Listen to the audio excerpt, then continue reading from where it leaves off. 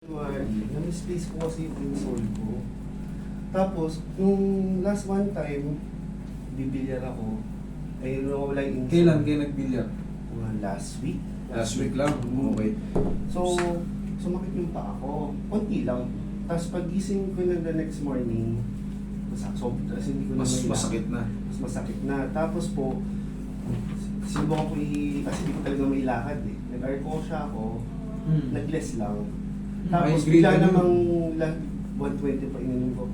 High grade na yun. High grade. Tapos, yung this week, sakto naman, biglang parang lumitaw yung insole ko. Dito na, kaya lang talagang ganun pa rin po yung... Hindi pa rin nabalik. Hindi po nabalik yung masakit eh. Tapos, kaya nagiging lakad ko patuloy, ito yung heel, nakaganon. Kasi pag nakabagsak, Hindi kasi, masakit. ang gagawin mo kasi niyan, susundan mo na yun. Pag may masakit, hindi mo na pwedeng ilaban. So ngayon, adjust Dito natin. po Ano, yung- magang ngayon. No? Dito po masakit. Ito normal na siyang parang bumagsak po. Tapos may pain din dito, tsaka dito sa ilalim. Sige, warin mo na rin yung mga higa ka. Ako na maglaba, no? Tsaka ang laba lang yan, ano naman eh. Hindi po siya nilalaban eh. Dahil fixing foot po, yung parang leather, ano siya, ay parang ano siya, carbon type na ano. Ngayon, magang-maga siya dahil last week lang nag-billiard daw si Sir. Siguro, kaya ikot, walang insole. Ano kasi, yung mga flat-footed, para kayong natatapilok.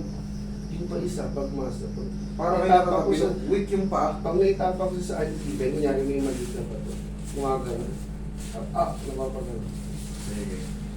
Kaya kailangan talaga, kung wala man kayong insole, kailangan huwag kayo magsuot ng flat. Mga sinelas na flat. Kaya ginagawa ko po sa chinelas, may insole. Malalaman mo pag flat-footed, malaki yung ganito. Kaya ang sinyalis sa flat-footed ito. Dapat ka-card. Ayan o. Ito, malapad yung ganito. Ayan, tingnan mo. Flat na flat. Hindi ko pa ginaganon yan. No? Lalo pag ginanyan ko yan. Oh. So, pero alisin natin yung iipin dito. Yung iipin daw. Kaya sa kanya pag ginagawa ko. Sige. Relax lang ha. Hihina yan mo isa. Relax. Kung wala na ba? Isa pa. One more. Lalim. One more. May nahanap akong ano eh. Yun. Kailangan talaga may gumalaw. Kasi pag walang gumalaw dyan, may umusog kahit konti. Malaking bagay yun. Last year, pag uwi ko, okay. Yung galing nila dito. Galing na pala si Bossing dito sa amin before. Kuha ka ng ano Roy, bandage. Ibibigit ko muna to. Kasi may pamamagat.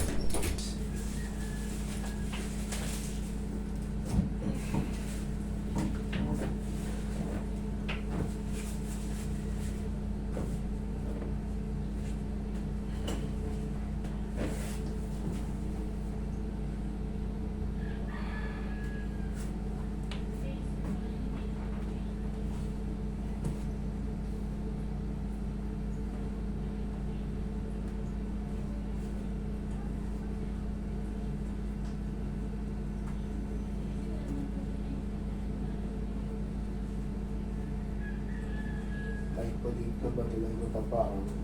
Kahit Basta balit lang. masakit. Tapos pag yung bumaba po ako sa ano, parang matatapilok. Yung parang ganyan sa wheelchair, kailangan sabdan. Pero kasi pag doon parang Umi-slide. parang tatapilok. Sige nga sir, tapa ko. Kailangan mo lumiit. Humina. Oo. Kasi kahit dati po, nakaganito. Masakit. O ngayon? Ngayon, okay. Okay na. Thank you Lord.